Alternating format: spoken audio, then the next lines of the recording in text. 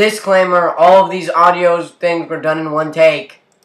Our journey begins with a guy and 3 gals.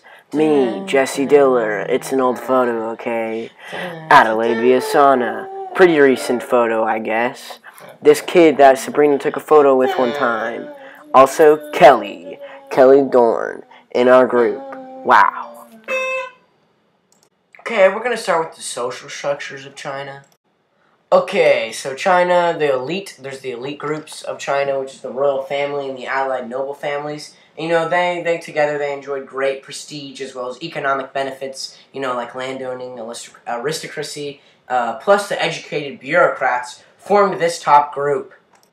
During the Shang dynasty, women were mostly used for childbearing, even in like the upper elite classes, and in the upper elite classes and down to the bottom. If once the women had bared their children, they were almost regarded as nothing, often forgotten even, compared to their son. Yes. So in this photo, you can see we have some peasants, and the peasants, and they didn't own land. They worked the land for the nobles and stuff, and there were some free artisans and the craftsmen, and they worked almost exclusively for the elite, providing them with bronze objects, jewelry, embroidery, and silk textiles. Okay, so this photo obviously is a photo from the Shanghai slash Zhao dynasty, because it's a photo and not a drawing, but it's just a good representation of the unskilled workers and or the slaves, which were the lowest status people, and they performed hard labor such as clearing new fields and laying foundations of buildings and the walls of cities. You know, back then household slaves, they also existed. They weren't slaves. They weren't they weren't very dependent on for actual production of anything. The ancient civilization of China in Huanghe was located in between the Yellow River and the Yangtze River in what is now East China. The Chinese civilization was extremely isolated from the rest of the world and was locked in with the Gobi Desert, the Himalayan mountains, and the Tarim Basin surrounding out. Huanghe, or Yellow River, was the most important environmental feature in ancient China. The river was given its name because of the yellow loam soil that it contained, which was picked up from the Gobi Desert. This soil was extremely loamy and greatly helped improve the agriculture. Another interesting thing about the Yellow River is how often it flooded. Chinese farmers created earthen dires to help manage flooding and put the water to better use. The Yellow River has a nickname, China's Sorrow, because of how prone it was to flooding.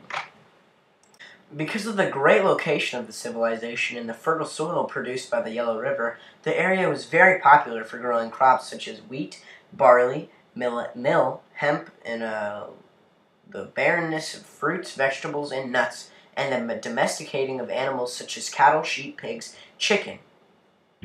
As said before, the Huanghe civilization was in a very secure and isolated place, which made for a much safer place to settle with limited wars or people intruding. Also because of the environment, potential political systems emerged. This happened because of the constant flooding of the Yellow River and its desperate need to stop it. With a political system, stopping the flooding was much easier. Culture, religion, and literature were a big part of the Huanghe civilization.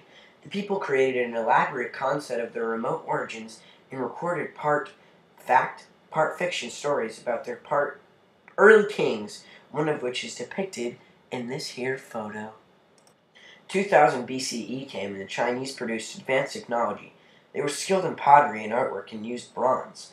A specific example of their artwork is an elephant from the Shang era, which will be mentioned momentarily, in which artistic expression is shown.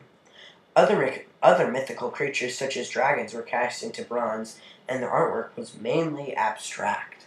Some paintings done by the shaman looked similar to scratches on bones and later progressed into writing, with more than 3,000 pictographic characters in use by the end of the Shang era. Rulers and nobility during this time were preoccupied with oracles and rituals. The oracles talked to everyone with concerns, using oracle bones along with other ritual objects. Springtime came with dances that the men performed, in which they were symbolically mating with female fertility spirits. In times of drought or famine, surrogates would dance, then be burned alive to placate spirits whose anger caused the problems. The Shang tribe used irrigation systems and would provide offerings to spirits in exchange for good crops. With the domestication of rice, civilizations grew as the agriculture did. Later centuries, wheat, barley, and millet were domesticated. Farmers came up with ideas to control the unpredictable flooding, and many of the recent innovations of this time were the hoe, the four-prong hoe, and these made agriculture much more productive. In 1800 BCE, China was dominated by nomadic groups north and west of the Huanghe River. By 1700 BCE, civilization in China emerged, and the nomadic groups often came into conflict with the people in settled villages. Legend has it that soon after this, the Zhai dynasty came into power, but there has been no evidence to support this theory. The first written dynasty was the Shang dynasty, which was in control from about 1750 BCE to the 12th century BCE. The Shang dynasty conquered most other tribes by having their warrior kings lead the citizens into battle. Along with being a warrior, Shang kings were also viewed as an intermediary between a supreme being and mortals. The Shang kingdom stretched north and south of the Huanghe River in the 12th century BCE. The Zhou dynasty overthrew the Shang dynasty. The Zhou kingdom had the longest-running dynasty in Chinese history and was the first to keep written record, so there is more known about them. The Zhou had larger borders than the Shang, but had centralized loyalties, so local leaders had more power.